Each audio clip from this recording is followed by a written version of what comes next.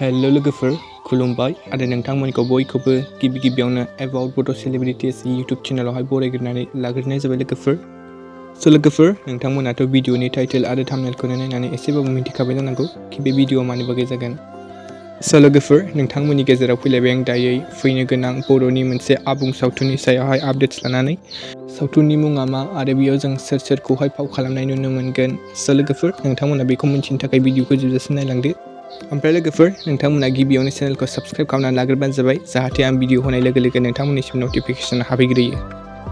लोगोफोर बे फैनो गोनां बर'नि आबुं सावथुननि मुङा जाहैबाय थै आरो जों बेयावहाय गाहाय फावखुंगुर आरो फावखुंग्रि महरै नुनो मोनगोन।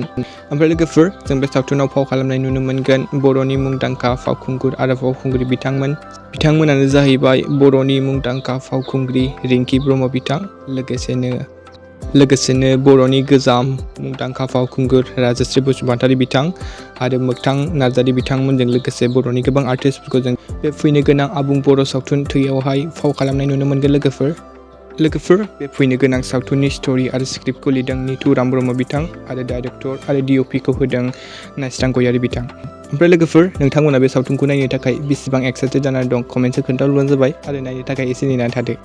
लोगोफोर दिनैनि शर्ट आपडेटआ बेनोमोन। नोंथांमोना भिडिअखौ नायना मोजां मोनदोंब्ला लाइक खालामबानो जाबाय आरो चेनेलाव गोदानै फैदोंब्ला साबस्क्राइब खालामना होबानो जाबाय। गोजोन्थों एन्ड थेंक्स फर वाचिं।